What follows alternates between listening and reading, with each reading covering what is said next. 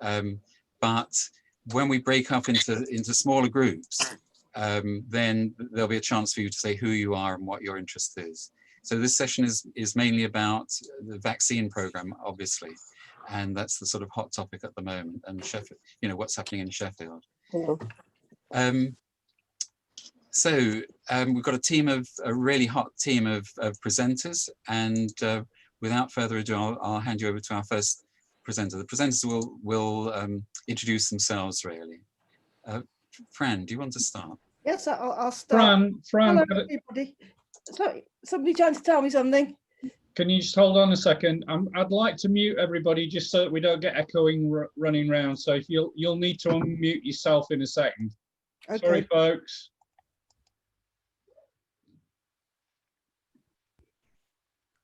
Okay, hope everybody can hear me. Good. Right, if I could, I'm Fran Pitt. I'm a public health doctor. I'm now retired. I was Director of Health Protection in East Midlands. And I'm just going to give a very brief update with a few slides about the current situation in Sheffield, and also talk a bit about the science with the latest variants in the virus that are emerging. So, I mean, this, as you can see, is the COVID map from the government dashboard as of the middle of January in England. And obviously the darker areas are showing it where COVID is actually rising the most. So we can see that the black areas are Essex in the east, the Isle of Wight, which is an interesting case, and it's starting to emerge in the northwest. And the predominant variant in the UK now is what is now called the UK or Essex variant that's talked about in the media. So next slide, please. It's coming. Right, okay. I don't know if you can see this, but this is the graph of the number of people who have tested positive in Sheffield throughout the course of the pandemic. And it runs from March last year through to January this year. And it tells a different story as it goes along. I mean, there wasn't much testing being done, as we know, in the spring and summer in last year, and it only started to get ramped up throughout the summer. So we got quite low numbers of people who tested positive in April, May, although we do know that there was a lot of cases and a lot of deaths at that time. But interestingly, when testing has ramped up, we do see it increasing throughout the September. And that's partly because it wasn't properly damped down over the summer. And then when population started to move about, it started to rise. And then the students came back and things sort of took off. Then we saw the lockdowns, the tier 3 first of all, and then the lockdowns in November. And then we saw it rising again in December. And we're currently at the very tip end. There's a bit of hope for optimism, because this steep rise in numbers of cases is starting to slow down and actually sort of start to turn a corner, and that's beginning to be seen throughout the country. Unfortunately, it's not yet translating into reductions of admissions in hospitals or into the numbers of deaths to COVID. And currently in Sheffield, we're running at about 200 tested positive cases a day, and 4 or 5 deaths of Sheffield people per day. Next slide, please. Again, this is an interesting thing from the government dashboard. It's called a heat map, and you can see on the left-hand side age ranges. And then at the bottom there's the timeline, and the darker the area, the more the cases. And at the beginning of the pandemic, you can see that the dark areas were in the older age range, which reflected what was going on at that time, I think, in the care homes. And then you go through the summer where it's all fairly light. And then as reflecting the cases, you see the age ranges around the spike that occurred at the end of October and November. And you're beginning to see the same in January, with high numbers of cases in all the age range, including the older people as well. Okay, next slide, please. Right, you'll be familiar with this depiction of the virus. It's the electron microscopic. This is a sort of diagram of what's seen under the electron microscope. And in the cross section, you get the structure of the virus, which is an envelope that protects the RNA strand. And then there are these important spike proteins that help the virus sort of latch on to human cells at the back of the throat. And that's what I'm going to talk about a little bit. So next slide, please. The RNA. RNA, like DNA, holds the codes that make life. And that sounds quite trite to say. Some viruses are DNA viruses, and you can see on the right the familiar double helix structure of DNA. But COVID is an RNA virus, such as shown as on the spiral on the left. And the RNA code is made up of 4 different large molecules called nucleotides. And those are depicted: cytosine, guanine, adenine, and uracil. And these 4 nucleotides, this holds for all RNA throughout the animal kingdom. And the nucleotides form pairs. So cytosine pairs with guanine and adenine pairs with uracil.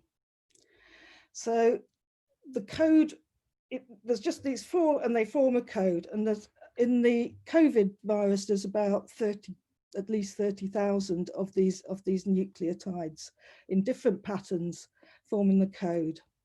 And when the virus gets inside a human cell, it uses the mechanisms of that cell to replicate itself, and it forms a mirror image using its pairs, and it replicates at a huge rate once it gets a hold. And it gets a hold from using the spike proteins that you saw in the previous diagram, latching on to the human cells. So the virus multiplies very, very fast, and it is survival of the fittest and what I call evolution on steroids. There are masses of mutations that happen with changes in the code that happen by chance along the way. And the more people with the virus replicating inside their systems, the more mutations will occur. However, the vast majority of these mutations are of absolutely no benefit to the virus or even harmful to its spreading. And so they just die out, don't get a hold, and don't get predominance. But very, very occasionally, a replication of the nucleotide pattern throws up a variant that benefits the virus. And depending on the immunity in the host population, what benefits the virus can vary. And at this stage in the pandemic, where immunity is very low, the main thing that gets the virus predominance is enabling it to increase its infectivity and its transmissibility. But the concern is now that variants may emerge that escape the immune response that human antibodies that we're starting to generate, either by giving people vaccine or that people have got, from having the disease, have generated.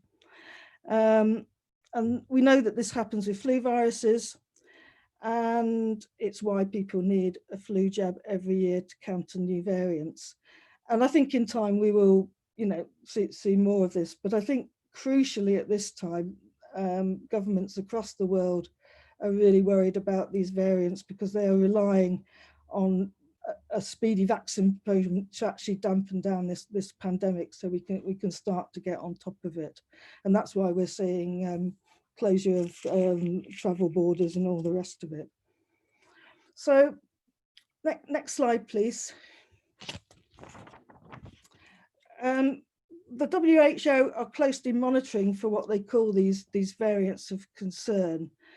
And in the UK, we have very good facilities for the science of genomics to monitor for the changes in these RNA patterns to viruses.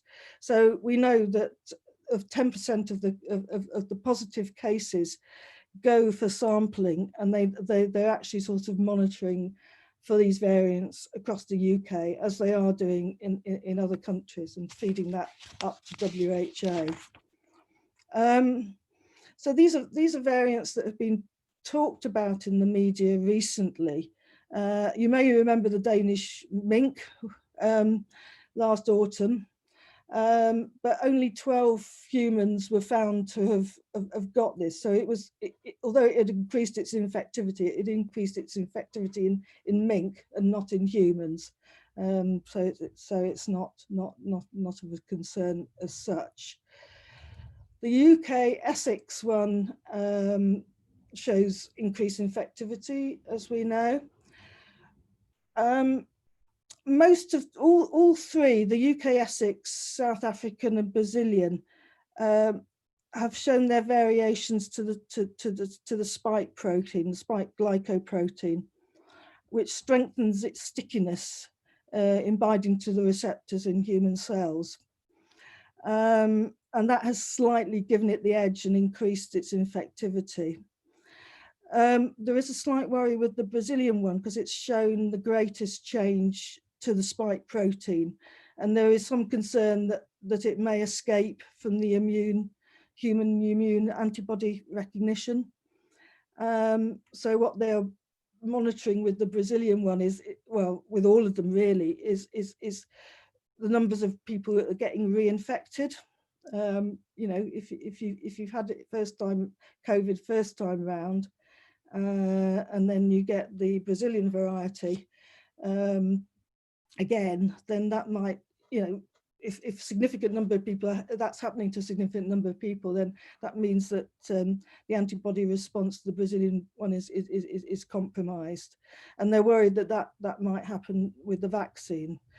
So there is this concern that the Brazilian variety could mutate further, and that would be further away from the human responses that humans are developing. So as is often said, this is a race against time, and importantly, we need to drive the infection rate down quickly, not only to save lives in the short term, but also to keep the level of these mutations down. So I'll finish there and hand over to the next speaker. Thanks.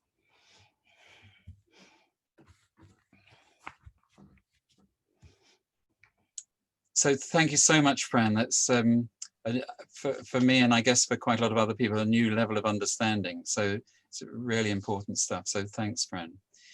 Are there any quick questions now for Fran before we move on? There will be a chance of a general Q&A at the end of this before we go into breakout sessions.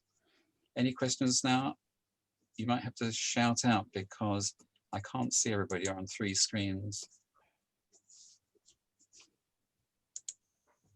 No, okay. So our next presentation is from Nick Payne. And do you want to introduce yourself, Nick? And then go ahead, thanks.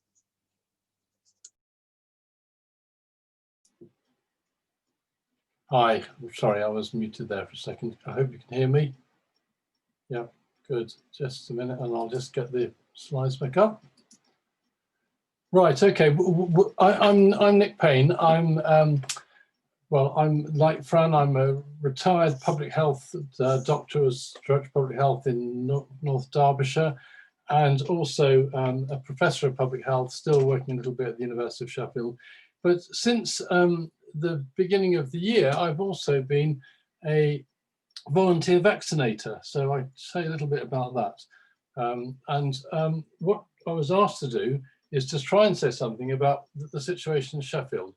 So I'll do my best, and I'll say a few words about some other aspects of volunteering in the vaccination programme in Sheffield as well. So what's happening with the Sheffield rollout of the vaccination programme? Well, the first thing it is, I found it very hard to find information about the rollout process overall, but just to share with you what I do know is, first of all, it's currently been delivered by primary care network vaccine hubs, and also by visits by professionals to nursing and care homes. I'll say a little bit more about what the primary care network vaccine hubs are in a second, but just before I go on to that, just to say that the other planned is for the Sheffield Arena vaccination site to come up and running, which will be managed by Sheffield Teaching Hospitals. But so those are the two, it's being delivered by primary care, and it will be delivered in part when the Sheffield Arena vaccination site gets going in that way as well. So Sheffield Primary Care Networks, all practices in Sheffield are grouped together into what make up about 15 networks of primary care practices, and each of those, more or less each of those, has got one of the vaccine delivery hubs. So you can, it doesn't matter about the detail. The top one there that's highlighted is Network North, just to show one example of one of the 15. But you can see that they're sort of dotted around in a sort of in a pattern around the city. Nick, I don't know about anybody else. I can't see your slides. Oh. Okay, sorry. Sorry, somebody should have said earlier on. Okay. Can you see them now? Can you see them now? I can, yes. Okay. Yep, very good. Thank you. Okay, so all I said was in the first slide was that currently being delivered by primary care network hubs and will be delivered by Sheffield Arena vaccination site. And there's the map of Sheffield showing the 15 primary care network sites or areas, and each of those has got, or more or less each of those has got, a delivery site for the vaccine. And these are the 13 or so vaccination sites in Sheffield. I don't know where all of them are, I'm afraid. That's just the list I could quickly get looking at it just this morning. But people that know better than me will know that they're spread out around the city.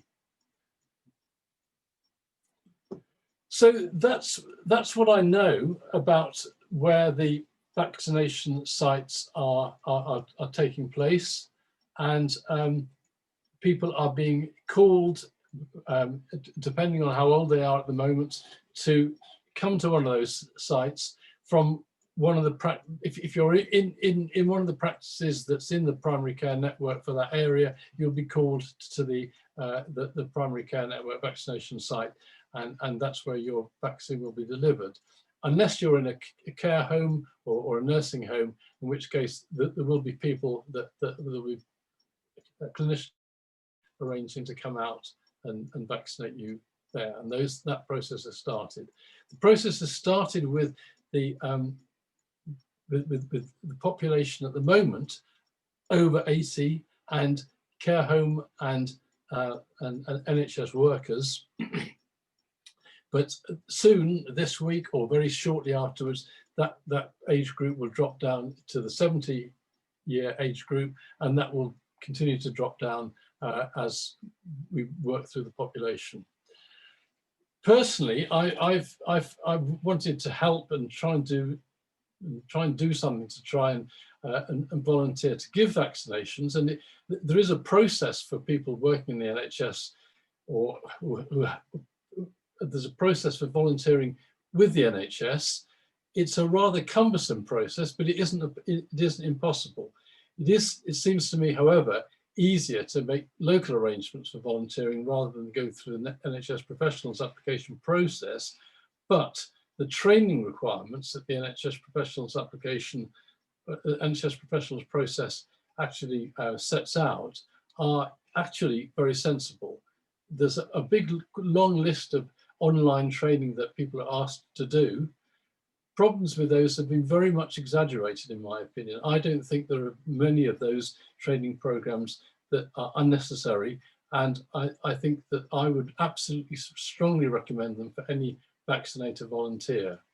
People have been concerned about indemnity for people that are volunteering. That's covered by the Coronavirus Act of 2020, as long as you're an agreed volunteer to work as part of the whole program. And my personal experience is it's been extremely rewarding and rather humbling to be part of a vaccination team, because people are on the whole exceedingly grateful. And some of the people I've been vaccinating, it's the first time they've been out since March, and it's really a privilege to be helping with the process. So that's all I've got to say, but I'm happy to take any questions.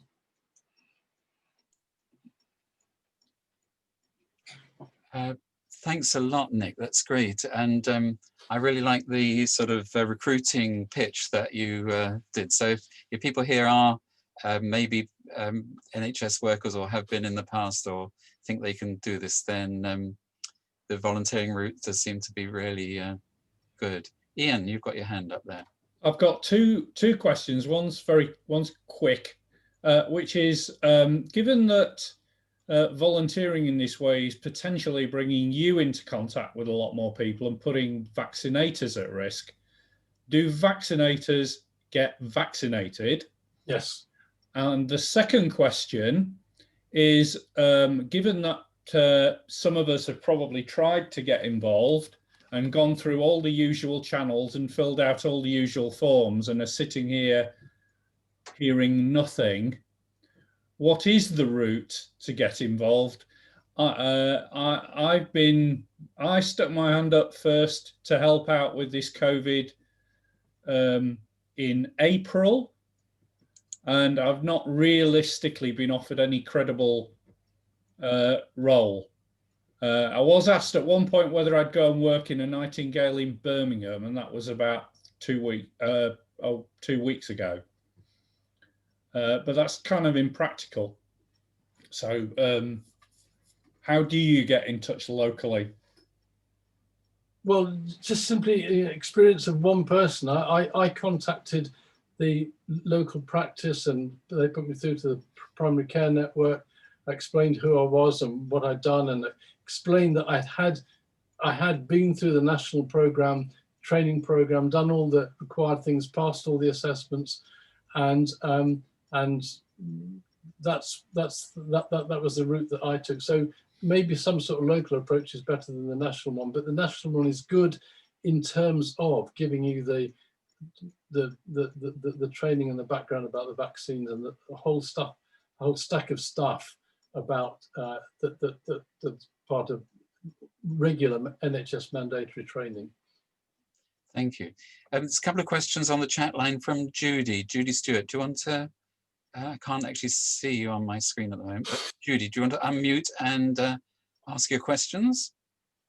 Yeah, it was just my experience when I had the vaccine, and also talking to people like my 80-year-old stepmother about her information. She thinks that having had the vaccine, she could go straight away. She is immediately peak immunity and can go off and visit her grandchildren, etc. And it was only that lockdown was there that stopped her. So that's, you know, it's about what information should be given to people that they may not necessarily have. Also, that when we have been vaccinated, we are still able to pass it on to others, and in what ways we can do that. So it's more about information for the public to accompany the vaccines. Certainly, my own experience is that everybody that I've vaccinated in the practice and the in the primary care hub where I've been vaccinating, which is based in Door Surgery, we have been telling people precisely those issues about don't assume that you can now go and see your grandchildren and stuff like that, and that you still have to do all the things that everybody else has to do at the moment. So is that a matter of training protocols that need to be looked at, I suppose, if it's not universal?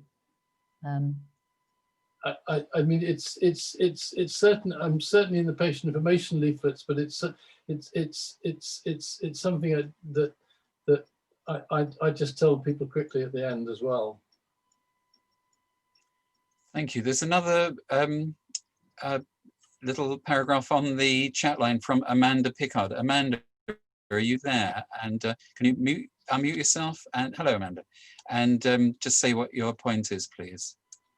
Hi there. Yeah, no, I just wanted to make the point about one of the big messages that's being put out by the CCG and NHS England is about encouraging people not to go to vaccination centres or to contact their GP directly, because I know a lot of the GP surgeries are under quite a lot of pressure at the moment, taking calls from people asking about when will it be my turn, when will I be able to get my vaccination booked in. I think the key messages they're trying to put out are that there is a really clear prioritisation process according to the people might hear JCVI, which is the joint I forget myself, the Joint Commission for Vaccination and Immunisation. There's a really clear sort of process for prioritising people to get vaccines. So I think, yeah, it was just reinforcing that point that people should wait until they have a phone call, letter, text message or email from their GP surgery before trying to get their vaccinations. Indeed. And I think that covers the point that Amanda Wade has made on the chat line about how we contacted. Deb Battersley, do you want to unmute and make your point? Hi, yeah. I work with a lot of day drinkers in the city, and I just wondered, I've heard recently that if they drink before they have the vaccination and 2 weeks after, that it nulls and voids the vaccine. Is that right? So, Fran, I can see you reacting to that. Do you want to respond to that? Sorry, I'm on mute. I mean, the short answer is no, it shouldn't have any impact. But I don't know if Nick wants to elaborate a bit more. I've seen nothing about any problems with making the vaccination ineffective. I mean, this does fall into the realm of the many myths that are around, aren't there? Really, and so I'm hoping that. Our final presenter will help us to look at some of the myths that are around and how they might be countered, really. Okay, we've got Andy Jackson now. Do you want to unmute yourself and introduce yourself, Andy, and say what your role has been in the rollout of the vaccination programme? Okay, thank you. So my name's Andy. I work for a local community development trust in Healy, and we have been partnering with our local primary care network for a number of years. So we, for example, provide the link worker services for our local GP network, and in the run-up to the end of last year, we started to talk to our GPs about how to roll out and support the vaccine programme. But as we went into the Christmas holidays, there was no confirmation of any dates or any of that stuff. So I'll very quickly run through where we're up to. I've got a couple of the folk who volunteered with us on site who probably could say more than I will, to be honest. And then I was just going to reinforce the messaging about not turning up for your vaccine if you think you're going to get a spare one at the end of the day, and the stuff that Amanda's said already. So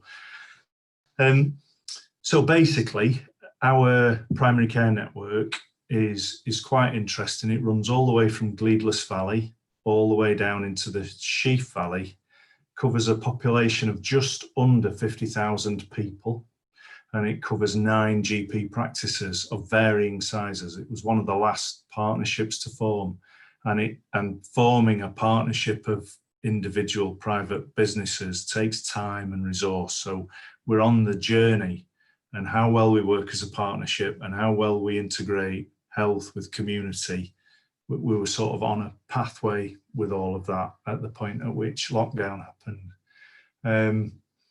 So our role, so we knew that we were getting the vaccine in the new year, and on I think it was about 6 o'clock on New Year's Eve, as I was cooking tea, I got a call to say that we were definitely going to receive a pack of the vaccines, and we would need to be on site the following week, but nobody could quite confirm the time that it would be arriving or how that would work.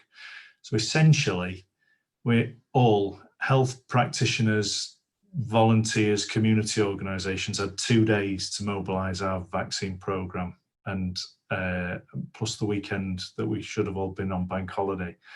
And the vaccine arrived at about 2 o'clock. It was due in at 12, it arrived at 2, and then we got a second load of the vaccine arrived. So we had twice as much to deal with as we'd planned for, which was an entertainment in our first week. So that what we've, obviously the health practitioner side of this is to manage recruitment and training of vaccinators, managing all the admin, ensuring there's no wasted vaccine, making sure everybody's appointments go out. Our role was to then work on the rest of the site and the smooth flowing and support of people arriving for their vaccine. So in our case, clearly, if you think about a practice network that runs all the way from Gleadless Valley down to Sharrow, it's an incredibly diverse population with very different needs in terms of IT, communication, support, transport, all of those things. And our vaccine hub for those 9 practices was picked as the Matthews practice, the Belgrave Medical Centre. It's right at the bottom of the hill.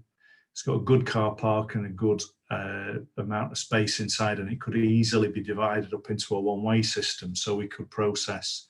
It's a very kind of factory type process of getting people in, booked, informed, vaccinated, safely back out the building, observed for 15 minutes, and then back off site. And that you could deal with it just in that way. But because obviously we're a 20-odd-year-old community infrastructure organisation, we know people on our patch.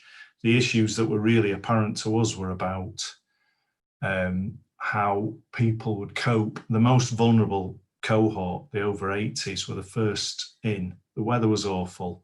We'd got more than 80% of the folk we were expecting on site have never been to that practice before. Issues with bus stops and getting from the bus stop to the site, issues of where to park, all of those things. And my team were quite keen to really support people, so they had a really good experience and it was as efficient as possible.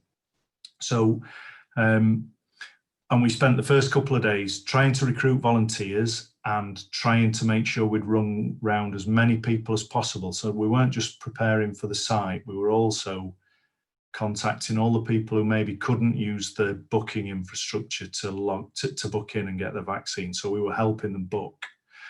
In the first day back at work, we'd run 150 people and supported them to get their booking done. So, you know, not everybody in every cohort can easily access an IT booking system. And so one of our jobs was to deal with that. Then it was on site.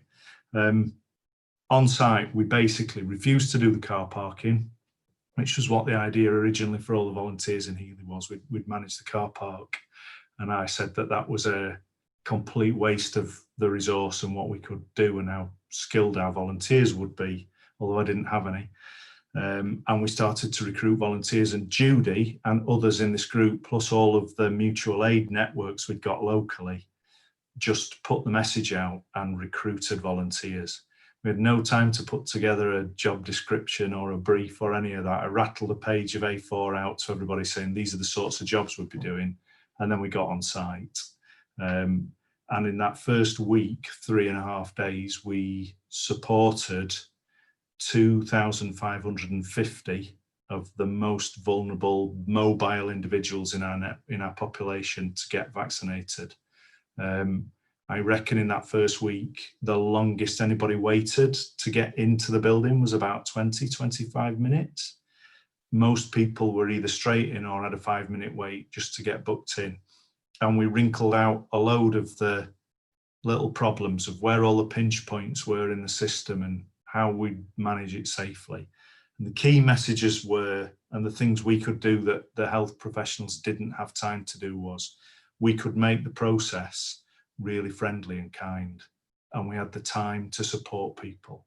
So if somebody had a question, we could answer it pretty much straight away, because there was a volunteer in that point of the journey through the process who knew enough of the answers to support people or to go and find the answer.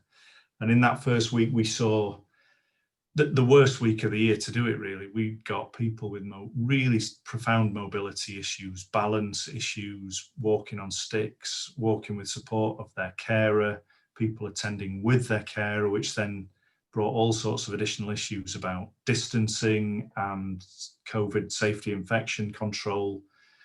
We'd got people with dementia, people with cognitive impairment, sight impairment, loads. It's still the generation with industrial hearing injuries. So we had a lot of shouty conversations through masks with folk, trying to maintain distance, trying to support. It's really difficult, all that. And because we had good volunteers who'd been briefed to be kind, we were able to do that really well.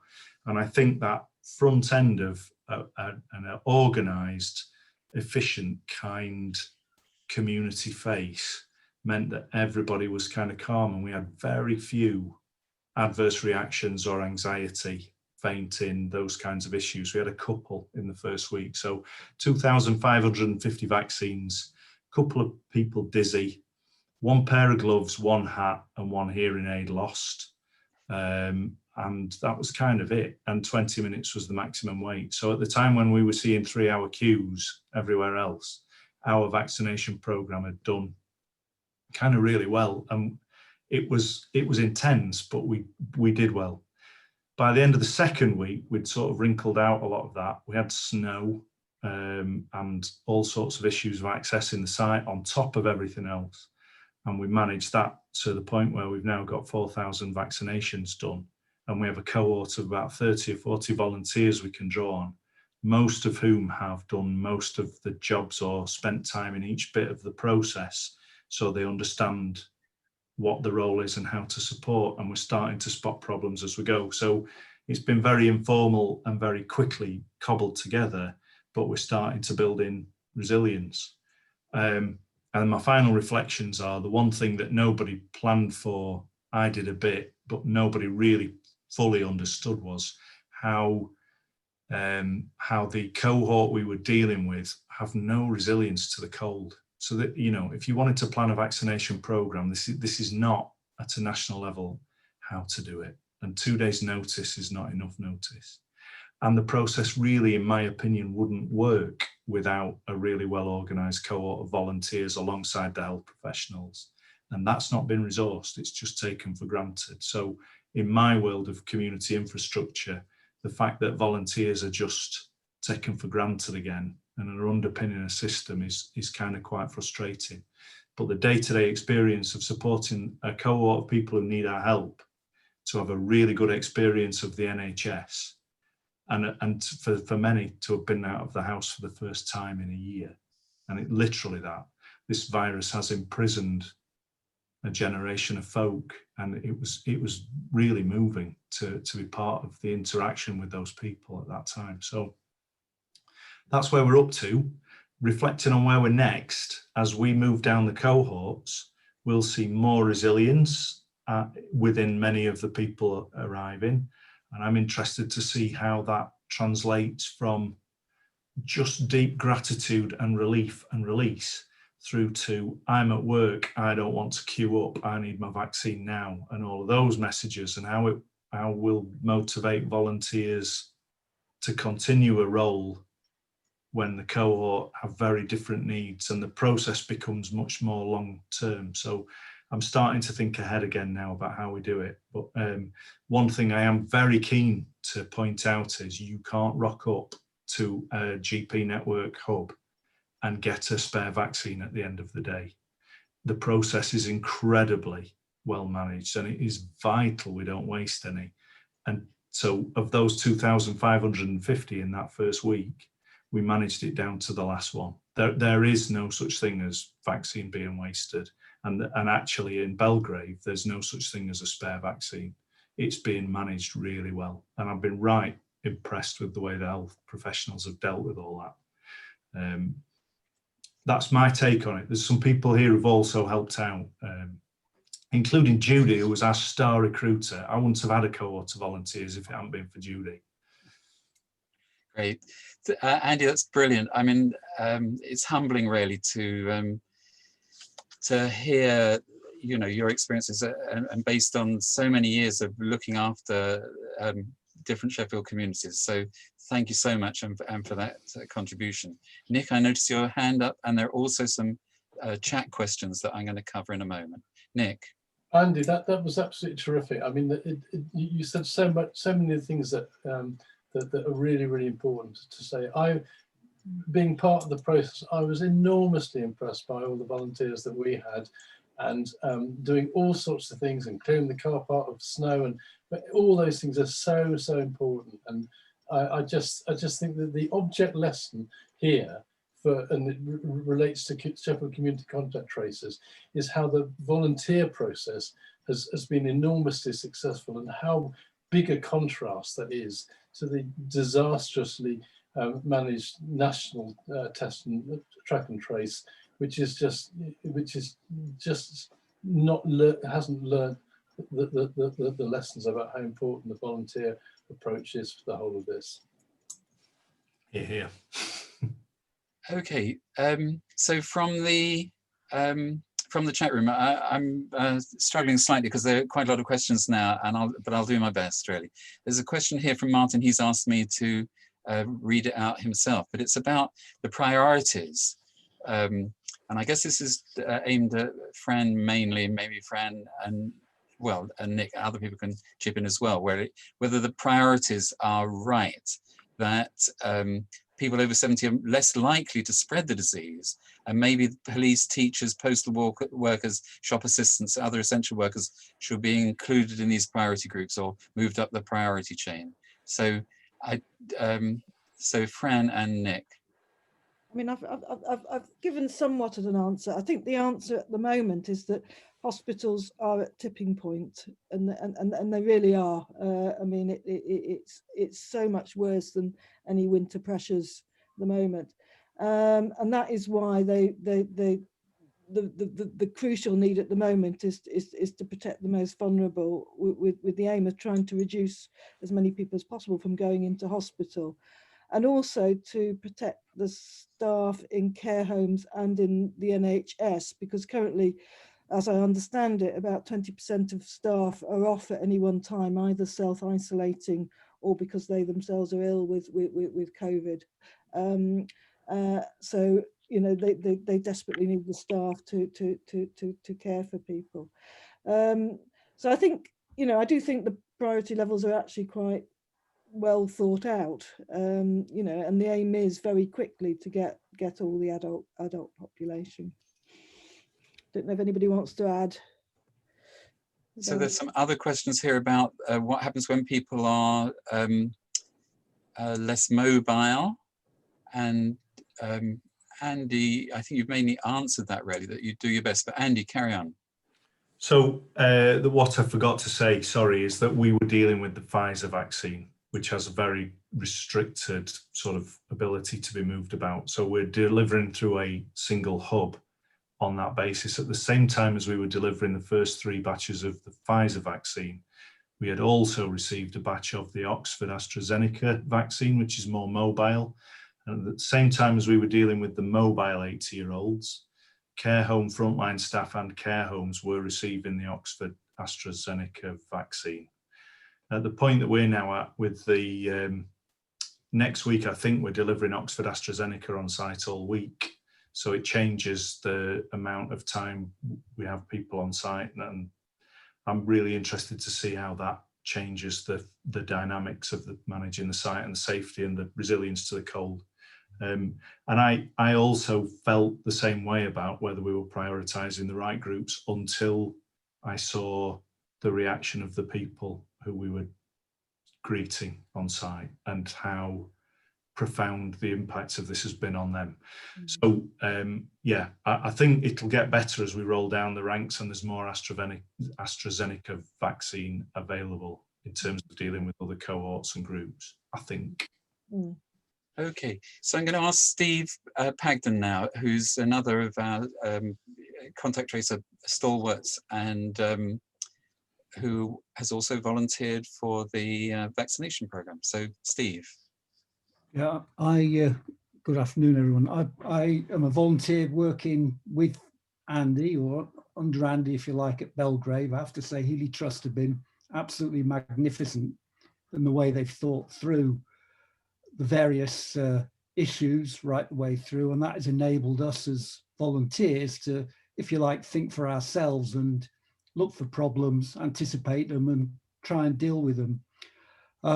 I would say the unsung heroes almost of the whole thing were the car park attendants who were employed by the council, supplied by the council, who perhaps started off as car park attendants, but ended up as really attentive and warm human beings who were as keen to help as anyone else. So we gained a real partnership between them, and they would spot people with mobility problems and enable us to get things like wheelchairs over. And I can well imagine this week it will be umbrellas helping people across car parks, spotting those with problems.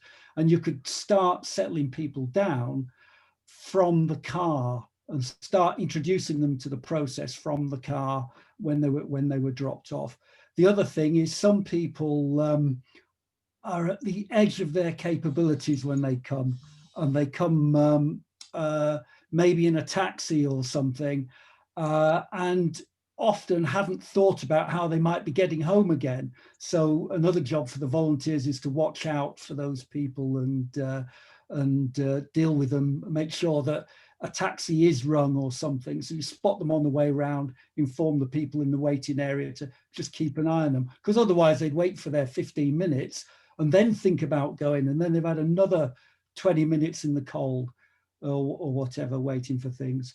So of course we've done it once, but it's a 2-dose vaccine, so it all begins again in however long, up to 12 weeks time, 10 weeks time now, before we restart it all again with that first cohort. But I completely echo what Andy said.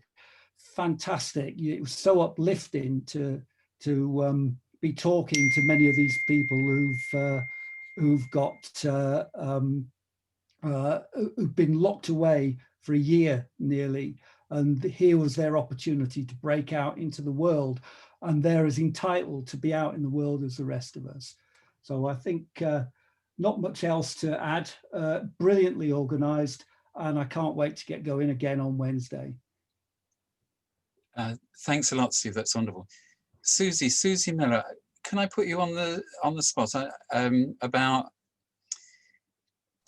whether we can ask you about the seldom heard communities in Sheffield and about their attitude to what we can expect, really, or what we may anticipate from them. Susie. Gosh.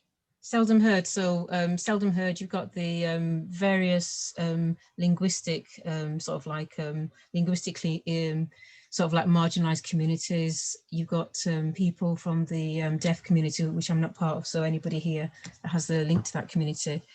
What were you thinking about in terms of, when you were asking me that question, what were you thinking about? Well, I really don't want to put no, just sort of, I'm not talking about my answer, but I was just thinking what literally just talking about the kind of like issues or the experiences that there are differences from, I mean, we've heard different things, that there's more susceptibility to rumors that might make people more skeptical about about vaccination.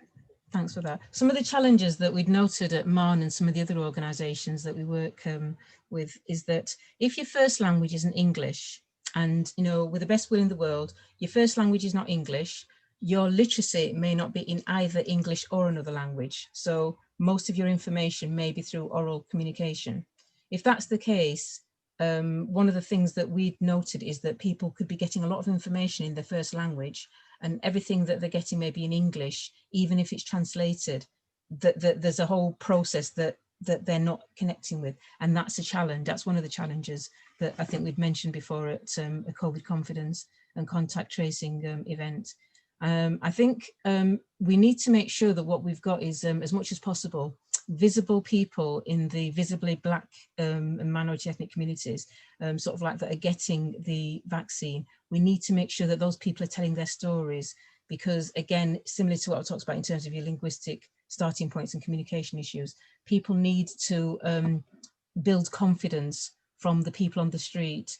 It's good to have sort of like, you know, health professionals from all backgrounds telling the story, but the people in the community that are more likely to be vulnerable at the edges of communication points, they may respond to people in the community who look and sound like them to sort of like, you know, have the message, be it the Roma community, the Somali community who we work with at Marn Somali Mental Health, or African Caribbean.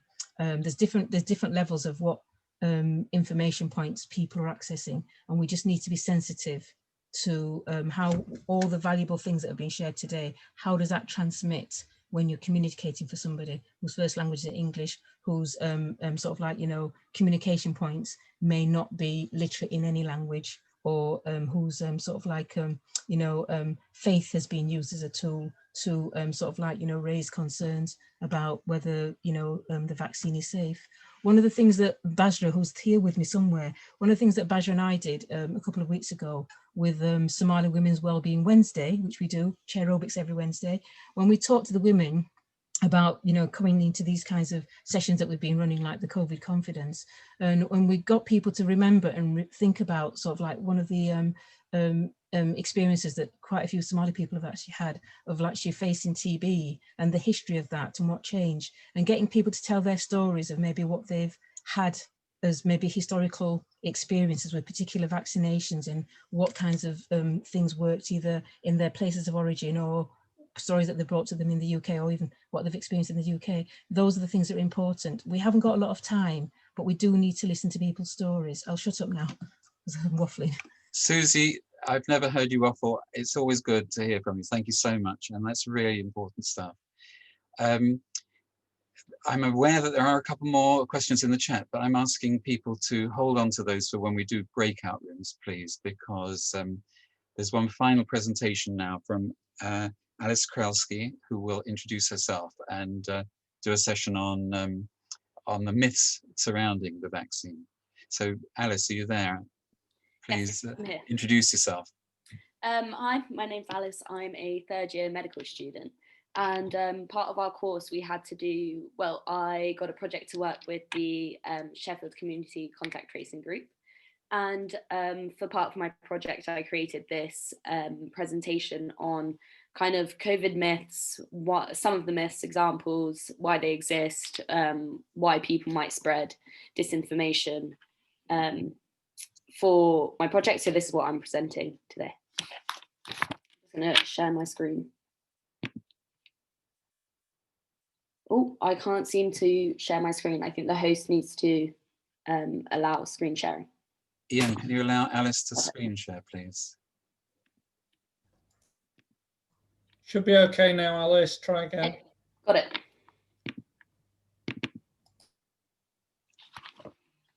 Okay.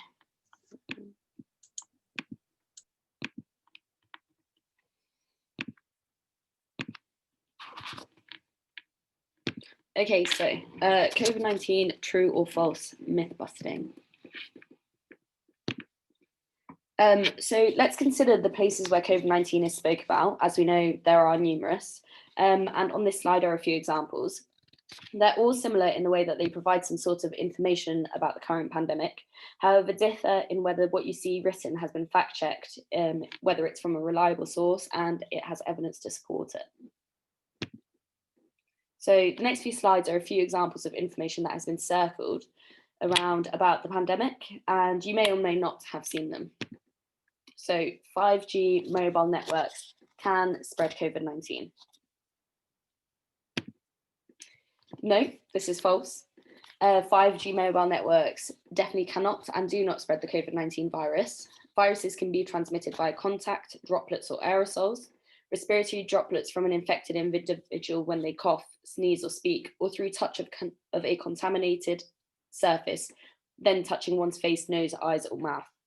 Viruses are small protein capsules that harbour genetic information, but as they are non-living, they are completely dependent on their host to replicate. Once within a host cell, they can multiply, assemble, and release viral progenies to infect additional cells and spread the viral infection. Enveloped viruses, ones that are inside a host cell, can spread via two distinct routes, either through the cell-free aqueous environment or alternatively by remaining cell-associated and being passed on by direct cell-to-cell contact. Neither of these routes are possible over radio waves, which is what 5G mobile networks are, hence 5G cannot carry, hold, or spread the virus. Next myth, you should not wear a mask when exercising. This is true to the extent of cardiovascular training for activities such as running, cycling, rowing, etc. A mask reduces the ability of the wearer to breathe comfortably. Additionally, sweat can cause the mask to become wet, making breathing further difficult and can promote the growth of unwanted microbes. However, there are still preventative measures to be adhered to when exercising to minimize viral spread. I'm just going to play a simulation that was created by a Belgium study on safe distancing while exercising. It shows a simulation of a runner emitting droplets and how these can land in the path of another runner following behind them in their slipstream. Therefore, it is encouraged to jog side by side where possible or leave a larger distance between yourself and the runner in front of you to stay out of the slipstream of other runners and minimize infection. The same principles are applicable to cyclists. So during exercise, a 2-meter minimum distance should be maintained from others. However, when inside, for example, in a gym, a mask should be worn when entering in communal areas and changing rooms and when moving around. It can only be removed during exercise, and exercise should take place in a well-ventilated area with clear marked areas to adhere to socially distanced space. So next myth is cats and dogs can spread COVID-19. No, this is false, however, is not completely ruled out.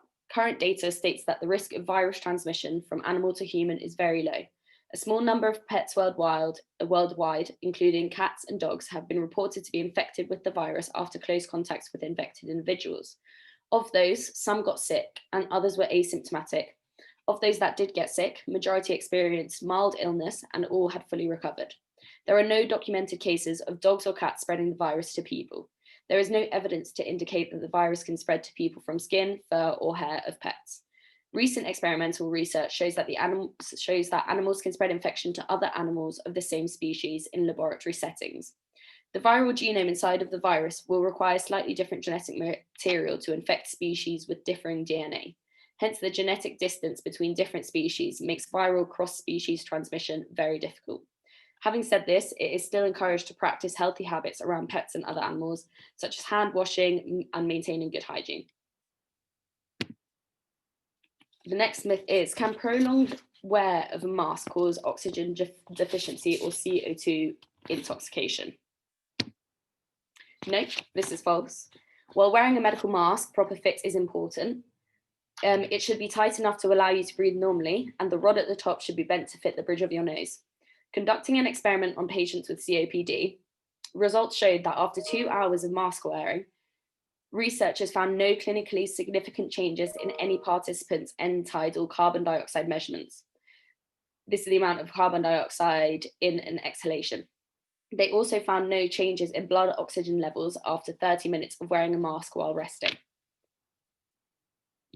I'm just going to close these. If an individual experiences shortness of breath while wearing a mask, the study indicates that this is not due to reduced oxygen levels or an increase in carbon dioxide levels. It was also suggested that mask discomfort is likely not due to rebreathing of carbon dioxide or decreased oxygen levels, but instead may be discomfort by irritating sensitive facial nerves, warming inhaled air, or inducing feelings of claustrophobia.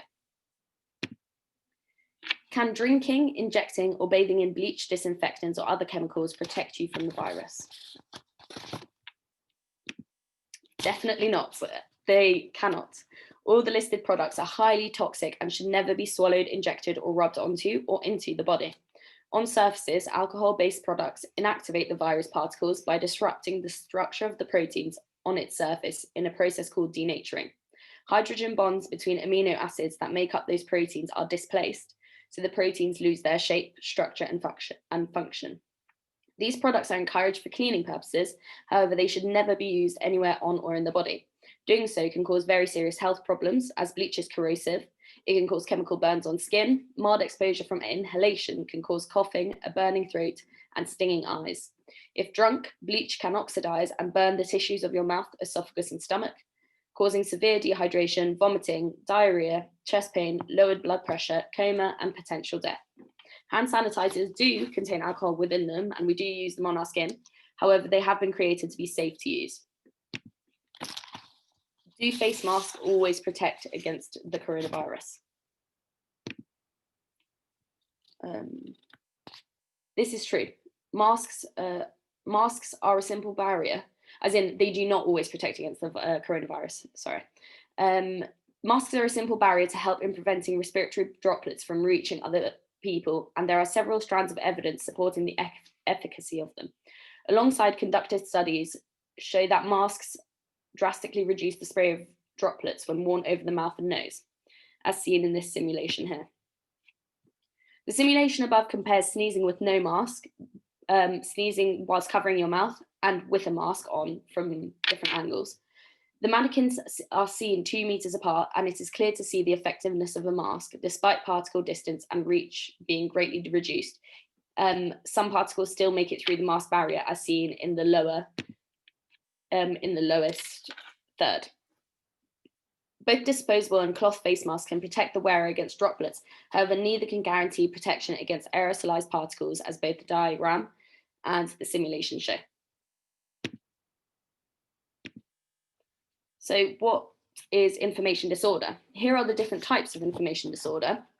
Misinformation, as we see on the right, is when false or misleading information is shared, but no harm is meant, as it is often accidental. This is often seen on social media platforms where people share with the intent of informing others without knowing that the information that they are spreading is false. Examples related to the current pandemic include sunlight being a cure for COVID, or there being a miracle cure for the disease. I have made this PowerPoint quite a while ago, so this isn't including the vaccine.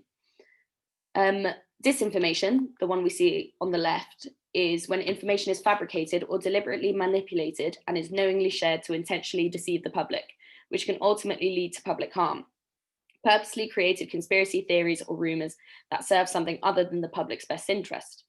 An example for this is coronavirus being a lie created by the government to control us, or any vaccine created being not for our benefit. So what are the dangers of disinformation and it leading to misinformation? On a daily basis, we are exposed to huge amounts of information on COVID-19, and not all that we hear is trustworthy. Due to living in a pandemic, we want to stay up to date with guidelines, knowing what challenges we face and to understand what is currently going on. Many of us do this by seeking out information and sharing it. Disinformation from an unreliable author can be picked up by the public and believed. This is then shared by the first point of contact onwards as misinformation. The illustration on the screen presents how quickly misconceptions can spread and the exponential increase of people that may believe it. Not only can the misinformation be counterproductive to stopping the spread, but can also be harmful to the user themselves if believed. Misinformation can send people into a panic, and in an attempt to alert friends and family of what they have heard, they are actually circulating false information, further causing concern and anxiety. Especially if at exciting or outrageous titles, it can spread even quicker, only slow down when people fact check it to determine its authenticity. So this is a video that I will play first and then talk through it. We are doctors, scientists, and peace activists, and we are all saying together, this affair of COVID-19 is just not true. And we have the duty, especially as medical doctors, to speak out the truth. And so I'm very delighted to have these international professionals today here in Berlin. My name is Mikael Nordfors. I'm a medical doctor, author, musician, and political reformist from Sweden. So this video is an example of how information is presented in a professional manner to make it more believable. Those in the video are using their medical titles and roles in various organisations to promote conspiracy theories. Seeing a professionally made video on a well-presented website being presented on a well-presented website and having the approval of various individuals with scientific and medical titles may incline those watching to believe what is being said, despite having no evidence to support their claims. After watching this video, it is important to ask, are these real doctors? Are their titles credible? Do they truly hold the positions they claim in the organisations mentioned? Do those organisations mentioned even exist? Just because an article, quote, claim or video is professionally presented does not mean that is the source of truth. We are. So the next question risen is why spread false information? If it is not good for the good of others. The question is extremely likely to not be a one-size-fits-all answer, but above is one example. This clip I'm about to play was produced by a woman named Kate Shemirani that describes herself as a natural nurse. Recently, a BBC article was carried out with her son about how Kate spreading disinformation has broken down family relationships as she became a conspiracy theory influencer. Hey, health seekers, all of you with your kids out there, they're coming for your kids. That Control of Infectious Diseases 1984 Act in the UK, they can take you from your homes and your kids if you test positive and raise your house to the ground. Boris Johnson, in his address, said he has an Army Fast Response Test Unit to go into schools and offices. When your kids go back to school and they rank up that electromagnetic radiation, you're going to see loads of kids getting sick and they're going to call it a virus and they're going to come in and take your kids and you won't know about it and you won't get your kids.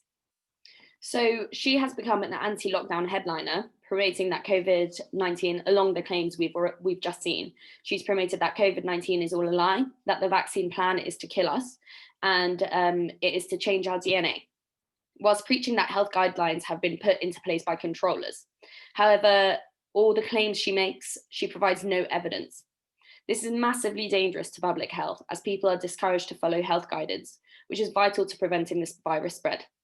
Having racked up a following of 40,000 people, her son, in the interview with the BBC, believes she is doing it for fame, to be recognised and looked up to by the public. This suggests a theme of individuals spreading rumours for personal benefit.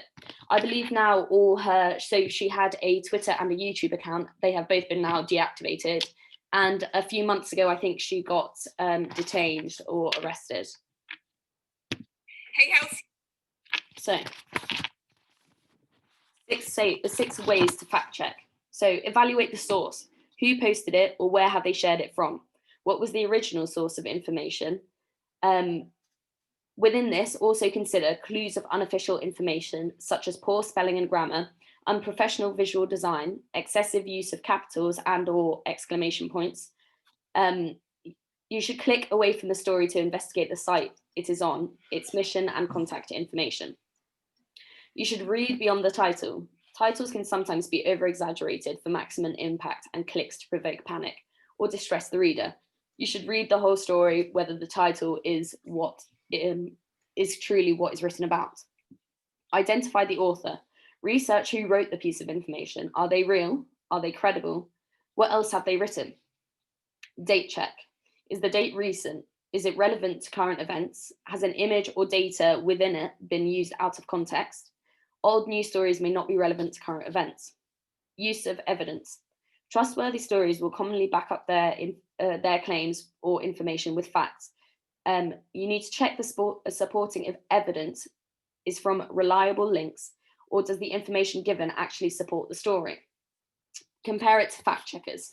Consult fact-checked websites such as the NHS, World Health Organization, to see whether the information you have read aligns with the information they have listed, or use a fact-checking site.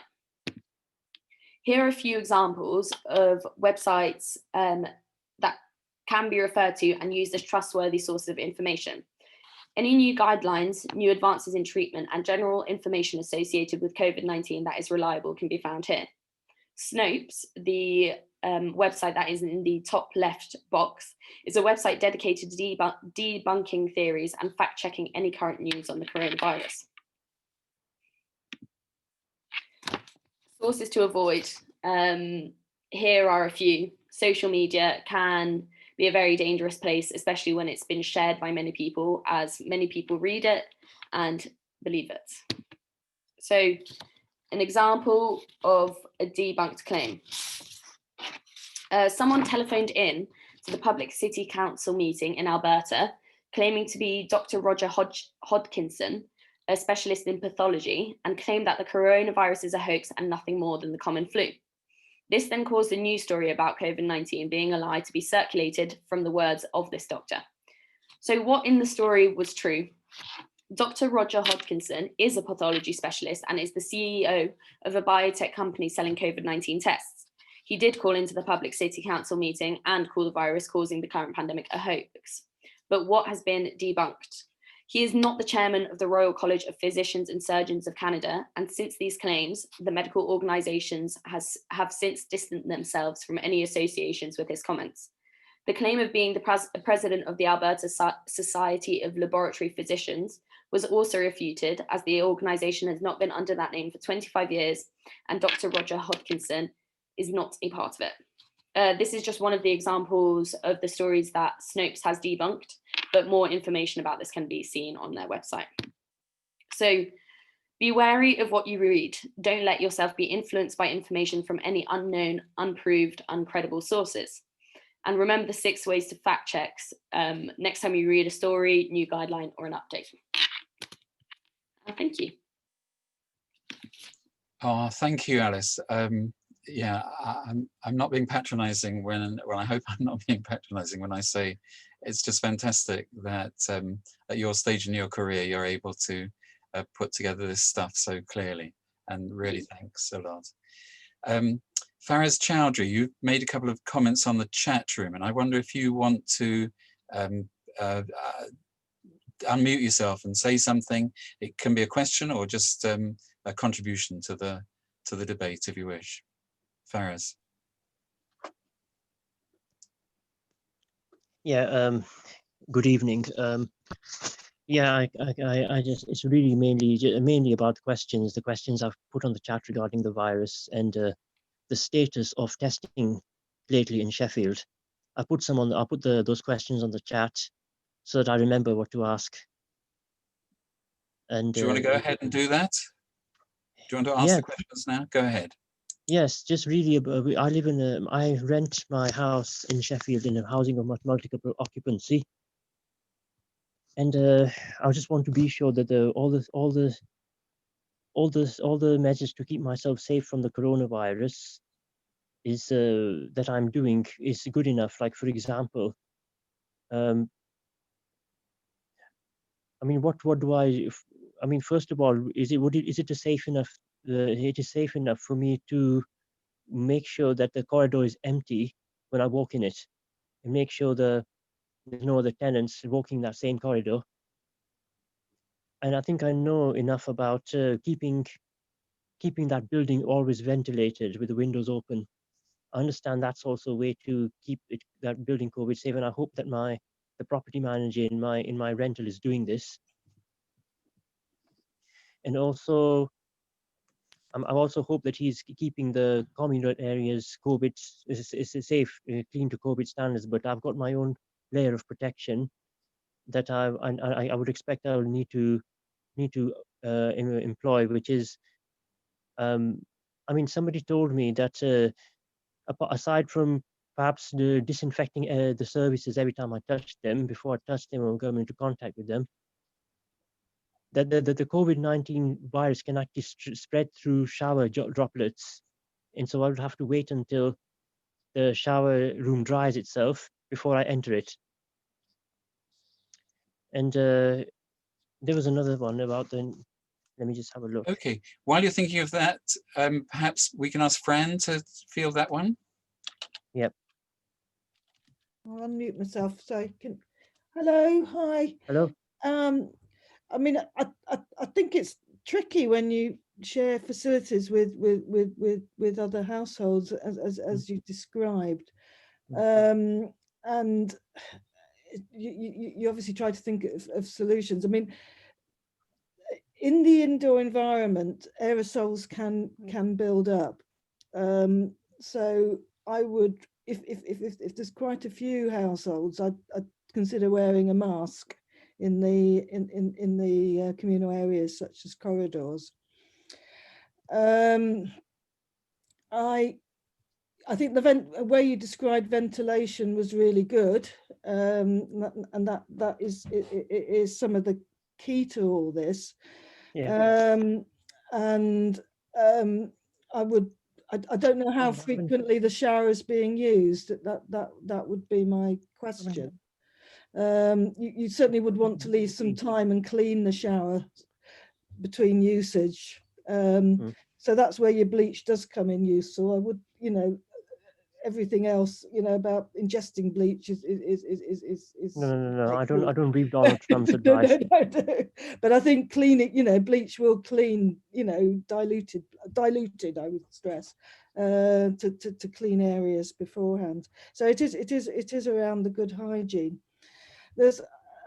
I'm not qualified to talk about where all the testing sites are in Sheffield. That's something you can get from the council, and Greg Fell gives updates as well. Okay, I'm trying to contact Greg Fell about this. Yeah, well, that's what I do. I mean, I'm not not involved in the actual response in Sheffield, so I don't know.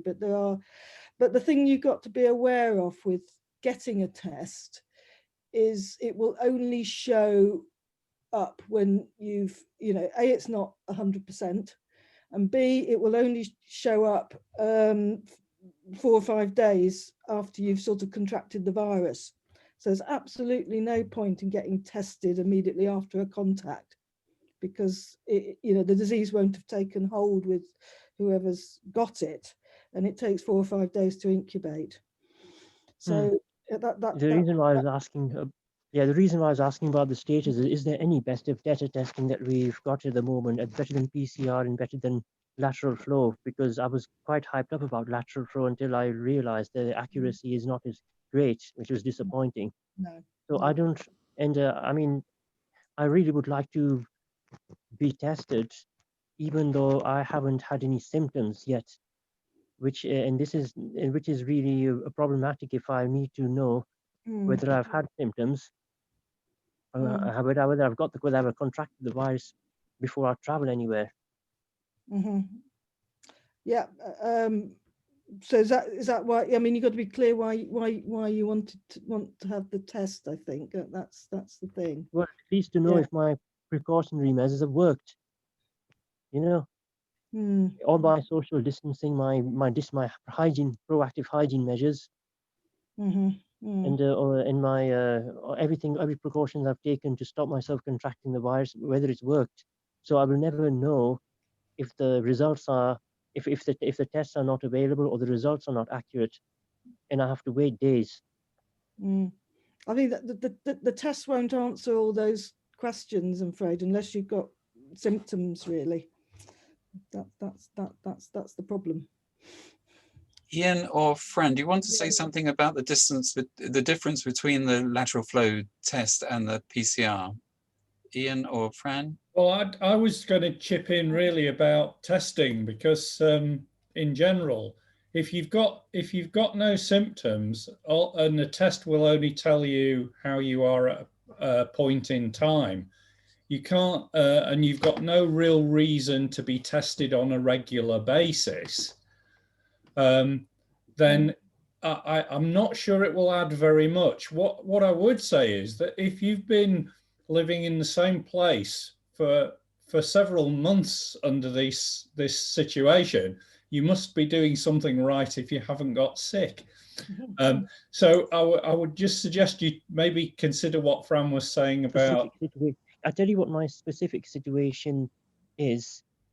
I mean, even if I was living there, I would need to know about better testing so I can travel back. Well, I mean, the thing is that my particular specific situation is I've been living away from that place for fear of catching the virus all this time, and I actually do want to travel back to that place. So, but I want to know, I want to have the peace of mind to know that I can, that all the, oh, maybe this is just irrelevant information now, actually, but all the, it's just basically about it to know that all the precautionary measures that I will be taking to stop myself contracting the virus will have worked before I need to travel back out. Can I suggest Ian Carey, who's a local NHS specialist? Hi, Fraz. It's always an anxious time worrying whether you're going to get the virus or pass it on. But it does sound like you're doing all the reasonable precautions one can take. You're keeping your distance, you're regularly cleaning, perhaps as Fran said, wearing a mask when you're in contact with other people will certainly be helpful if you're indoors, and you correctly pointed out that ventilation is very good. I wouldn't want to unduly worry you. Catching the virus, I mean, lots of people are catching it, but it still is quite difficult to catch it in terms of just casual contacts with other people. You've got to be in contact with someone for quite a prolonged period. So getting regular testing wouldn't really help. Lateral flow testing is happening for people in hospitals. I work in a hospital. Most hospital workers are testing themselves twice a week, but then that's followed up with the swab test, the PCR test. And that's for people working in quite high risk areas. And so that's why they're doing it. For most people, having regular testing won't provide any benefit at all. I think what you're doing is you're treating everyone as if they've potentially got the virus, and that's the most we all can do. Even with the vaccine, it will still be possible for the virus to be transmitted. What the vaccine does is stop people getting very ill.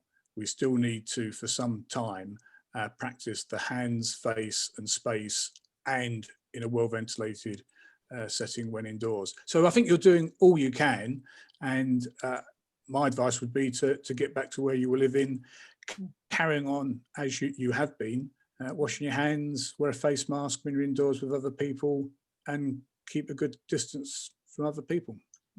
Thanks, Ian. I just have to, I have to also worry about vacuum cleaners belching these things out, these viruses out, because I know, I hear that it can travel on pollution particles, the virus. It can, but as you said, keeping the place well ventilated will really help that. So you'll be fine. Yeah, we've all got to live. There's no 100% way of avoiding the virus, but there's lots we can do and are doing to reduce that risk. I wouldn't worry too much about the vacuum cleaners. What washing machines? Washing machines, do they? Is it likely to? I mean, is there any likelihood that the washing machine process, the washing will kill the virus on the clothes? Yes. Viruses, outside of the body, viruses are very fragile. So you've got to be very close to someone for a prolonged period of time to get it. Viruses just falling onto particles of dust, they don't live very long. The virus, one good thing about the virus, it's very fragile. Soap and water will destroy virus very quickly. Well, I generally hope that these new variants are the same and they're not any more deadly and that they survive the air the longer. The new variants aren't being shown to be more deadly. They're just a tiny bit easier to catch. Thank you. Thanks a lot. And Faris, we wish you luck. It's really a stressful time, and your personal story is very pertinent to us all, really. You know, trying to keep safe, really. So thanks. Had a question here from Deborah Lee. Debbie, haven't heard from you for decades, but do you want to ask a question now? Unmute yourself. Are you still there? Am I there? Hello. Hello, hi. Can you hear me? Yes. Yeah. I've been retired for about 10 years from nursing, but I've given thousands of vaccines. I just wondered what the best route would be for me to become a vaccinator. I think you might have covered it already. Yeah, Nick did talk about this, but not give the actual route. So does anyone know this? Ian, either of the Ians I'm looking at? Ian Carey, here we go. Yeah, it's I'm a nurse and working in the NHS on a 0-hour contract by choice, and I've yet to be called up to be a vaccinator. It does seem to be somewhat difficult. And from what Nick said, actually, contacting your local primary care network might be a sort of suitable route, and that's what I think I'm going to try and do. My wife is also a nurse, but been out of practice. She was a public health nurse. No offence to public health nurses, but hadn't touched a syringe and a needle for 30 odd years. She's actually doing it via St John's, and it's taken a while. So it sounds like actually could be worth trying to make contact with your primary care network to say, actually, I'm available, and that might be a quicker route. I'm trying it via NHS professionals, and it's all gone very quiet. Even at Sheffield Teaching Hospitals Trust, I've offered my services, and it's all gone very quiet. That's not to say that people aren't trying to get more people to vaccinate. It's just, you can imagine, they're trying to organise a mass vaccination programme, trying to get loads of people trained up. But what I will say as a final comment, that the vaccination programme is going to go on for a while. So for those of us who haven't done our bit yet, there's still going to be plenty of opportunities. Thank you. And there's a note in the chat, Debbie, that St John's Ambulance, there might be a route through there as well. Alex, you've put on the thing about the future programme, which is going to be held specifically for Black and minority ethnic groups next week. Do you want to unmute and tell us about that, please? Yeah, so Abdul from the Sheffield BAME COVID Action Group is hosting an event similar to this one next Wednesday, which is specifically aimed at BAME communities and the kind of issues that they are having around COVID. But Greg Fell is going to be one of the speakers there. A few other people from the NHS and Public Health Sheffield are going to be speaking, and the council as well. And there's going to be a Q&A afterwards, so you can ask questions and that kind of thing. Thanks a lot, Alex. So it's an hour and a half now, and I think we've, I've been educated myself on the sessions, and I would like to really thank people. I'm going to do it slightly the other way around to Noor. And so Alex, who was just speaking, is one of the stars of our gang, and she's been responsible for getting you all here, really, by the various social media and other, the promotional and getting people to know about this event. So thanks a lot, Alex. I'd also like to thank Ian Bounds, who has been IT and backed up by Steve Pagden. Fantastic support, makes it so easy to run these sessions. And also our presenters, really. Alice, our medical student, amazing, really. Fran, Nick, who's had to go early, Steve, and have I missed anybody out? That would be terrible. And of course, Andy Jackson, and the word from Healy Trust. So thank you so much. We're going to be doing sessions like this every Tuesday until exhaustion or until we've cracked the virus. So if you book in via our website or one of the social media things that Alex can sort you out, but always you can always contact us via the website. So if there are other questions, ask us through that. So the session has been recorded and it will be available on the website. So thanks everybody, and stay safe, and everyone's made really important and interesting contributions today. So thanks a lot.